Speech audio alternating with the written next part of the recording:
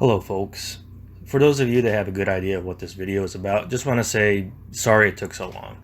I wish I had the time and energy to do an analysis or call out video as soon as something comes up that warrants it, but I did tell you all to expect a video on this and I'm just making good on it. That and another thing that's inspired procrastination on my part was I don't know why this is the video that did it, this segment I'm about to critique right now, but it's depressing. I don't know why this is the one that's discouraging me, but it is. Especially with David Rubin here. You'd think at least he'd be a more thoughtful sort of person, but the cognitive dissonance sugar-coated with religiously inspired elation is much more excruciating to me than, for example, Bill Maher making an ass clown of himself. By the way, for those of you who are asking why I am not bothering with eviscerating Bill Maher on his bullshit ideas about why he supports male genital mutilation, it's because I think we all know that Bill Maher is an abject waste of synapses. Being stupid is his thing, and I'm not paid enough to address each and every person like him every time they throw the male of the species under the bus. But conservatives and conservative allied types like Dave Rubin, Matt Walsh, and Jordan Peterson are different. I don't call these people out just because I hate their guts or because I am supposedly doing this for the fun of it. These are people that are alleging to speak for morals. These are the people that are supposedly taking a countering stance against the woke left and feminist agenda and presume to speak on behalf of men. Well, I don't know about Matt Walsh, but at least the rest. This is why it's all the more important to critique them at the very least when they do things like indulge in flagrant gynocentrism, expect men to be disposable creatures on society's sacrificial slab, ally with feminists when it suits them, and justify in cowardly fashion the bullshit of male genital mutilation. In fact, this segment from a conversation with Rubin and Dennis Prager entitled "Proof the Left is Scared, the Dangers of Secularism" is a significant encapsulation on the two-faced nature of the so-called intellectual dark web and the political right affiliated with neo-trad gangs such as Daily Wire and PragerU. It's a short segment out of a 51 or so minute sanctimonious and sneering conversation happening well in the early part of it. Before I go further, in case you guys were wondering why I'm doing this in just an audio format instead of a video of me talking about this, well, no important reason. It's just that I'm actually growing out my beard and trying something new, which I've started last week. And at the moment, it still doesn't look quite right. It looks more like I've neglected to shave rather than I purposefully growing it out. So yeah, I want to hold off on showing myself just right now, though you'll probably see what it looks like by this coming Sunday when I record the latest Goalpost podcast. Anyway, to start off, the context here is that Rubin and Prager talk about how the leftists are after traditions and establishments because they think they know better. Sure, there's something to be said about that, but listen to the first example Rubin comes up with. You know, it's interesting because, as you know, we just had Justin a couple of weeks ago, and we've got baby number two on the way, but we did the bris at 8 days. And, you know, if you look at it from a purely secular point of view, it's somewhat of a crazy thing to do. You bring this perfect thing into the world, and then you're cutting this child. That's what you're doing. He should have stopped right there. I'm willing to believe that deep down inside in his mind, he actually knew that this was an act of sadism inflicted on all things, a newborn. And yes, I do consider 8 days old under the category of newborn. He's talking about a bris here, by the way, and it's not that long of a time difference as far as I'm concerned. Rubin, however, appears to let a voice tell him that it's been done for millennia, and the cycle of torture is more important than his pathetically, rationally thinking mind. I wonder if that voice was Jordan Peterson. And I remember David and I had this talk before about, you know, our thoughts on everything, and my overriding feeling about it was that my parents did it, their parents did it, their parents' parents did it, and way beyond that, for something like 5,783 years. 3,000. Really 3,200. Yes. Yeah, what I'd tell you. These are the same people that would, of course, decry child trans surgeries as mutilations and most likely female genital mutilation also. Maybe if trans surgeries had some kind of millennia-long history done for religious reasons that somehow barely managed to keep their reproductive abilities untouched, would it be good enough for these goons? FGM, on the other hand, has just as much of a justification as these two are giving, a long-standing history and doing so in the name of tradition. The motives, for all intents and purposes, identical to MGM, but these two are totally fine with breaking that cycle because no girl should ever have to go through that ever. Am I right? But the point is that it's been done for a long, long time. And I felt am I just wiser than everyone that came before me? Yes, David. You are smarter than your ancestors when it comes to this subject. Or at least you were. Now you're just as stupid as they were. This is the problem with neo-traditionalists that see the past with rose-colored glasses. They are the opposite side of the same coin that progressives and postmodernists are on, that view any concept or pseudo-concept new and untested as an inherently better and worthy of embrace. Neo-traditionalists think that just because it was done in ancient times makes it by default the smart and wise thing to do. Neither side of that coin takes into account morals and rational thinking. This is like thinking lobotomy is a tradition that should not have been broken with the advent of better surgical techniques. Or speaking of surgery, it's like thinking that Ignaz Semmelweis was wrong to have broken the tradition, in air quotes, of dealing with live patients right after getting what was called cadaverous material on their hands after dealing with autopsies without washing their hands.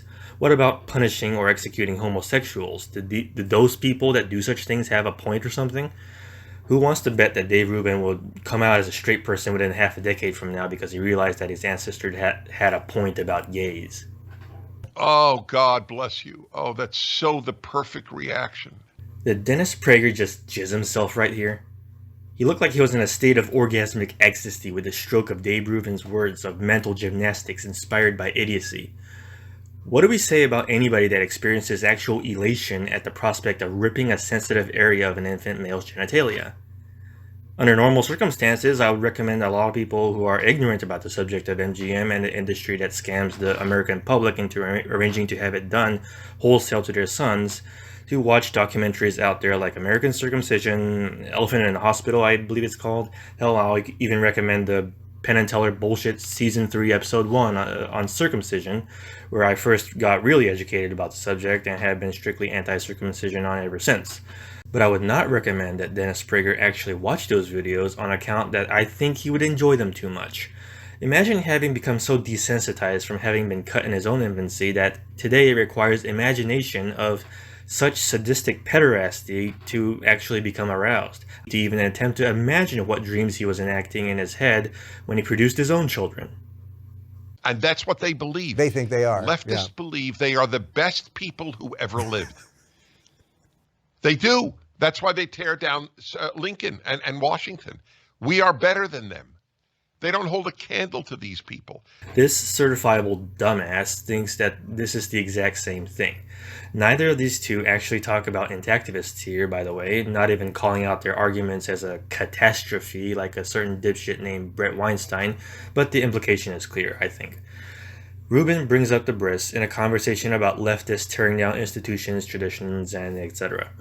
I have news for these sneering sadists. Intactivism consists of people from incredibly varying ideas and backgrounds. When it comes to the details, be it relating to how to combat MGM or stuff outside that subject, we are probably going to have a lot to debate about. We are, however, united in fighting against senselessly cutting a part that's meant to have an active function, protection since infancy, sexual function and maturity. It's likewise a question of autonomy, as if gynocentrists like you two can even conceive of such a thing for males, let alone newborns. And it doesn't matter what excuses either of you can come up with, traditions can be wrong and upheld for the worst possible of reasons. This is one of the top such traditions.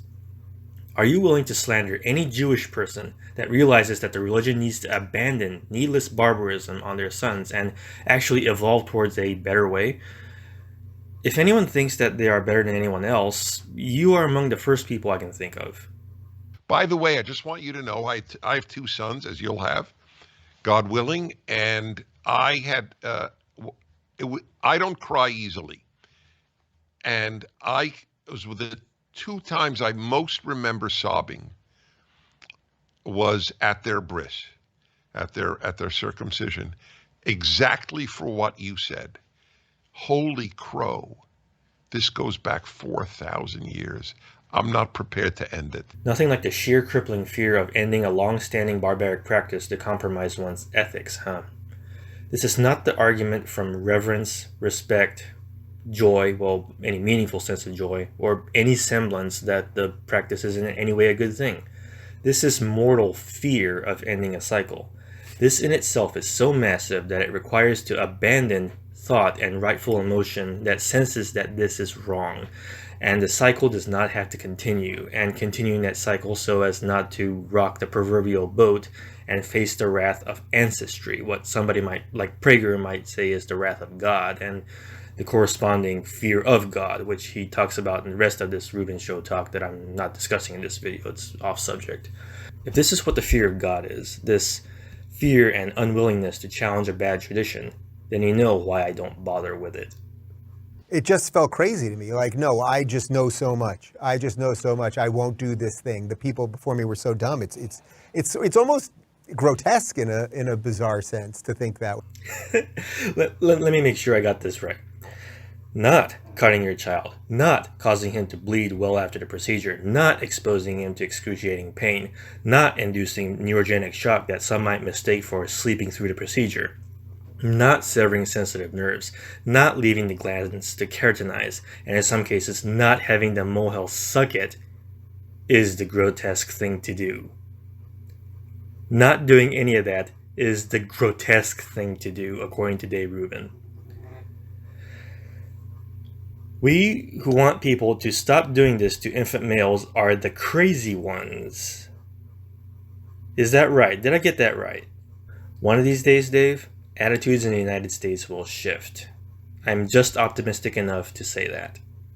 We all heard you say it because it's nothing you even gave any thought to making hidden any more than Ellen DeGeneres and Sandra Bullock kept hidden the fact that the latter has had facial treatments using infant male foreskin. It's out there, and you don't even know why it's so degenerate. And by the way, I don't use the word degenerate lightly ever. It's usually something neo-trads and self-proclaimed alpha geeks throw around when somebody has sexual thoughts outside the express purpose of having children. But this is precisely what I describe them, degenerates. And I describe you, Rubin and Prager, just as soon as a degenerate. Alright, now the last bit is not about brisses or anything like that. I just saw the need to include it for the sheer glaring irony. Get a load of this. Do you know that there's another law in the Torah? To give you an idea of how contemporaneous this stuff is, do not follow the majority to do bad. Could have put that one on Twitter, Dennis. Is that mind-blowing? You have no idea how mind-blowing is the apt word to describe this. This is pure subjectivism in practice. They literally just got done talking about how they refuse to diverge from following the majority and don't recognize that it is anything except good. These pitiful excuses for humanity are so myopia indulgent that they can't understand that just because they follow it doesn't mean it's impervious to question and challenge. They are literally committing their own sin they laid out in this very discussion, within the scope of what I covered even here. What they perhaps rightly accuse of leftists, that of thinking that they are better than anyone else, is the very vice they indulge in. Next time somebody self-righteously accuses you of tearing down tradition while they preach only pious conformity and barbarism that is steadily losing excuses to keep around, think of the smug look on Dennis Prager's face as he chortles that he can accuse anyone, everyone that disagrees with him of believing that they are the best people that ever live while getting away with it when he and his cult does the same. And yeah, that's it for my analysis on the Rubin Prager shit show segment, but I'd have to say that I've been fairly pleased with the initial response it's been getting, actually. Some people have been really piling on their responses to the clip, which was shown by initially what is either a David Rubin fan page or a parody page on Twitter. I can't really be sure what it was. Tell me if you know. And people have been calling out the fact that it's a pointless mutilation that doesn't deserve to continue existing and basically never deserved to. And as much as this video depressed me, there's one sliver of hope that leaves me with more optimism than otherwise. This past Friday was Matt Walsh's rally to end child mutilation, and as well as we all know, they were likely going to leave out male infant genital mutilation as a subject from the rally altogether, which, according to my sources, they did, no surprise. A subscriber of mine, Daniel Bryce, was among the counterprotesters there, and for the specific reason of calling out the rally because of this blatant hypocrisy and disregard for infants for being born male, and challenged them to include all child mutilations, especially the most prevalent kind. I wasn't able to make it there myself, but obviously I fully supported their efforts. However, that has led some people to telling me that counter-protesters were either wasting their time and efforts or it was inappropriate, of all things, and they should have been supporting Matt Walsh instead, something to that effect.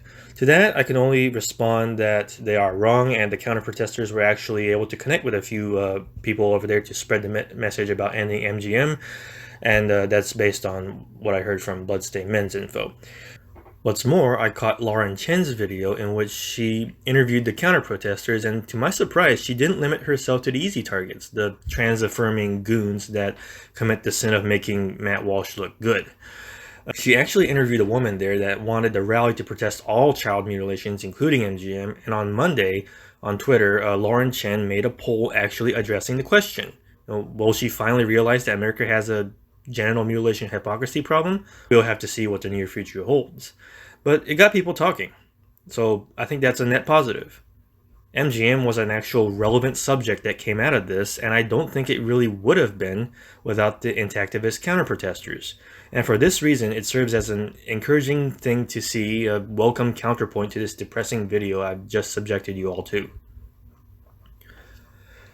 One more thing before I sign off. I wanted to talk about how Prager mentioned that he was in tears because of circumcising his sons, because it was something that has gone for so long, and who was he to end such a thing? That was his thought process. I've got some news for you, Prager. More specifically, I'll give you something to actually cry about. Your tradition is about to end. What your ancestors did this whole time will be revealed to be for nothing. And it's not just wizened young Americans that would eventually end it. It will also be the Jewish people, Jewish Americans and otherwise, that will end it because they will realize it doesn't have to be a part of their religion. And it ultimately never had to be. Cry harder about that. Anyway, thank you all for watching this video. Please join my subscribe star if you find value in videos such as this. Every bit helps. Shout out to Daniel Bryce for kicking ass at the counter protests.